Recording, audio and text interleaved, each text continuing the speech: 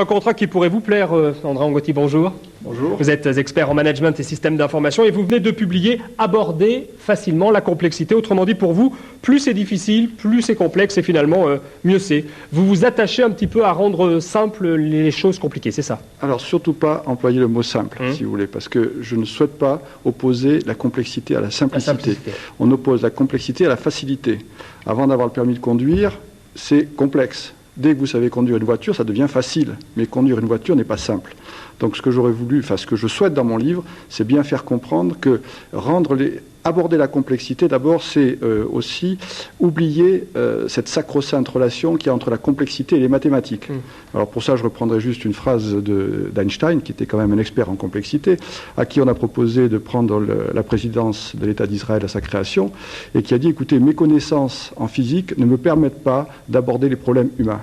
Donc je crois qu'aujourd'hui, le problème de la complexité, c'est un problème qui est vaste, qui n'est pas à ramener donc aux mathématiques. C'est un problème qui touche à la fois notre histoire, qui touche la façon de formaliser la connaissance. Ça peut être des hommes, ça peut être les contrats, ça peut être un petit peu tout finalement. C'est un peu tout. Et d'où vous est venue cette réflexion? Pourquoi vous avez fait ce livre finalement?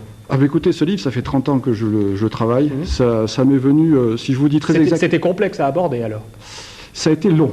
Je veux dire, ça a été très long, mais ça a été une première expérience que j'ai vécue il y a 30 ans en Allemagne quand j'étais comme ouvrier dans une usine de produits chimiques et que je me suis rendu compte que des gens qui venaient d'horizons très différents d'Europe travaillaient tous de la même manière. Ça a été aussi la compréhension d'une autre façon de voir l'entreprise, c'est-à-dire que je me suis fait reprendre par un ouvrier parce que j'avais mal travaillé et que je risquais de faire perdre de l'argent à l'entreprise. Ouais.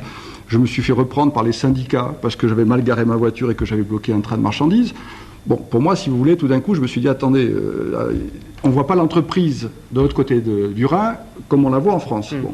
Et je me suis dit, s'il y a quelque chose d'important à faire, c'est de se reposer des questions pour essayer d'aborder toute une série de sujets de manière différente. C'est donc très français de dire pourquoi faire simple quand on peut faire compliqué. Je crois que c'est tout à fait français, oui. C'est-à-dire que le problème justement, c'est que lorsque l'on veut travailler sur des sujets complexes, dans l'entreprise française, si vous voulez, il m'est arrivé d'assister à un colloque et le principe, c'est que les personnes se posaient la question de savoir ce qu'était une petite et une grosse entreprise. J'ai dit, écoutez, pour moi, une grosse entreprise, c'est un endroit où beaucoup de gens cherchent surtout à ne pas être celui qui a pris la mauvaise décision. Donc, dès que ça devient complexe, qu'est-ce qu'on fait? On fait appel à des consultants, on fait appel à des personnes extérieures qui sont censées, non pas vous, qui sont censés vous aider, mais en réalité, mais en réalité, vous vous rendez compte qu'ils sont là pour prendre vos décisions à votre place.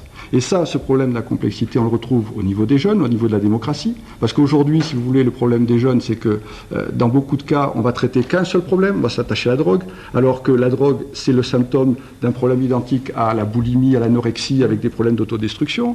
En démocratie, on va se retrouver confronté à un autre problème, c'est que on refuse d'étudier les vrais problèmes, c'est-à-dire qu'on va finir par voter contre quelqu'un plutôt que pour quelqu'un, parce qu'on n'aura pas compris ce qu'il a dit.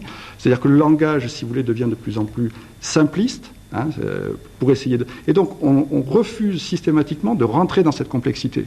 Et donc, je dis, moi, la complexité, si vous voulez, pour moi, c'est 4 piliers. C'est savoir d'où on vient, formaliser différemment la connaissance pour pouvoir travailler différemment, comprendre ce qu'est la personne et travailler en groupe différemment.